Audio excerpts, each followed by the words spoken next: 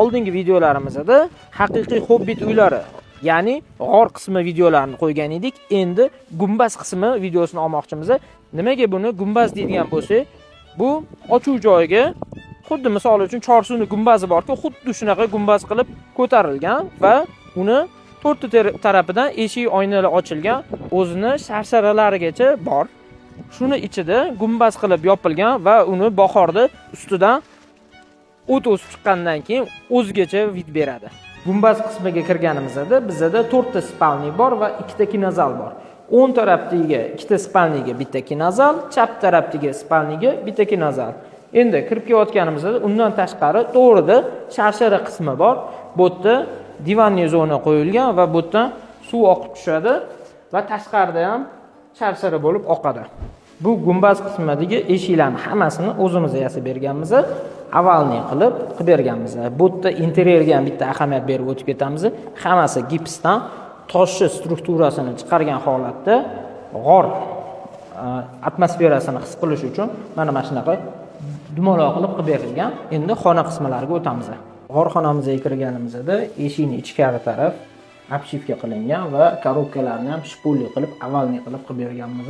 Va bu yoq qismimizdan gapiradigan bo'lsak, bu qismi tepasi baland, bunaqasiga pastlashib ketgan xonamiz shunaqa anaqada qilingan, interyerda qilingan va ko'rib turganingizdek hammasi bu yerda shkaf zona qilib berilgan.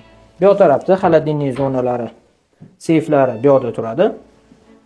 Undan keyin trimo zonasi bor, mana bu polkada. Bu shkafimizda ichkarida beshilkaga joy qoldirilgan va undan keyin yana polkali joyli va oxirgacha shkaf qilib berganmiz.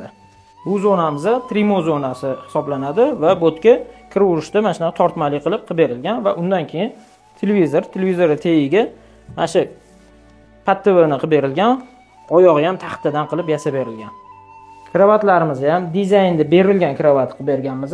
Bu yoq qismlari avalni va balandligi 35 sm da tugatilishi kerak bo'lgan, xuddi o'sha narsani qilib berganmiz.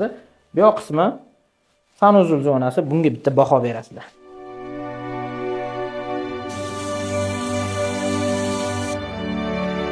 Bu mehki mebelni ham dizayn asosida berilgan narsani qilib berganmiz. Mana shunaqa dumaloq bo'lsin deb aytishgan edi. Dizaynga mos qilib xuddi o'sha narsani yasab berganmiz.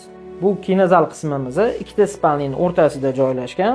Ikkalovi alohida boshqa odam kelsa ham bir-biriga xalaqit qilmaydi. Endi bu yoqda yastuvlari bor.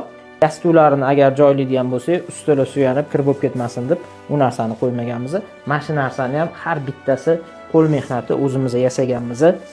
Ko'rib turganingizdek dizayn xuddi shu narsani berilgan. Buni ratandan to'qittirib qilib berganmiz va bu yerda ham eshiklarimizni o'zimiz qilganmiz. Xonani ham interyeriga bitta baho berasizlar.